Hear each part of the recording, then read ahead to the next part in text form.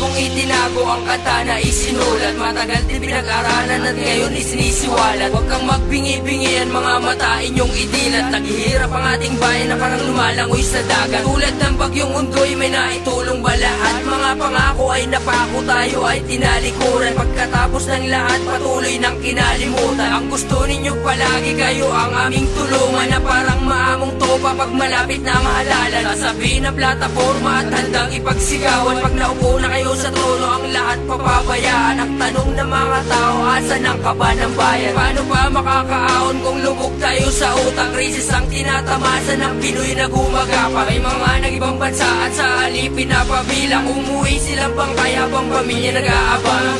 Dare to dream. Today the dream starts to become a reality. Sa inyong mga nag-isip pa kung tutulong kayo sa pagpasan ng ating krus, isa lang ang aking tanong. Kung kailan tayo nanalo, saka pa ba kayo susuko?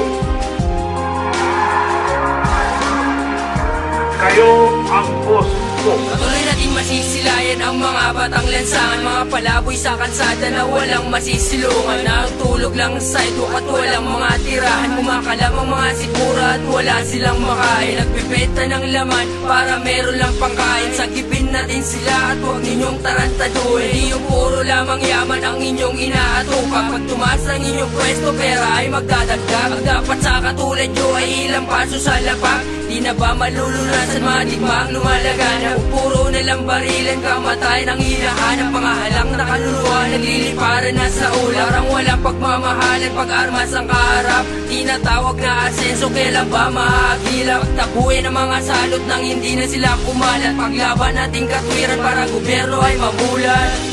Dare to dream.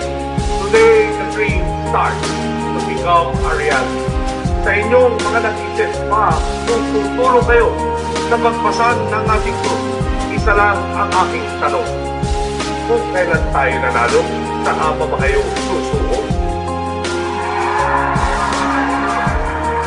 Kayo ang boss ko. Matakot ka sa Diyos at magkaroon ka ng konsensya. Mga namatay sa sa pagbabago ang ustisya. Sa sobrang kahirapan para kaming nagpenitensya. Ito ang aking tula na hinaluan ng protesta. Ito rin ang aking liyang sa mga mapang-abe. Mga naturing ang opisyal na sakim sa lape. Asan ang edukasyon na sinasabi ninyong lebre? Base sa katotohanan lang ang aking sinasabi. Bakit di natin tularan mga kabayang si Trillanes? Bumuo na magdalo para kurakot ay maalis. Sila ay handang makulong para baguhin ang Pinas. Tayo ay magsama-sama para umunlad ang Pilipinas. Dapat tayo maging matang na singtigas ni Escudero. Alisin ang mga takot, walisin ang manggagan. Para lahat ng manluloko ay hindi sila manalo. Tayo ay magkaisang pangalagaan ng mundo.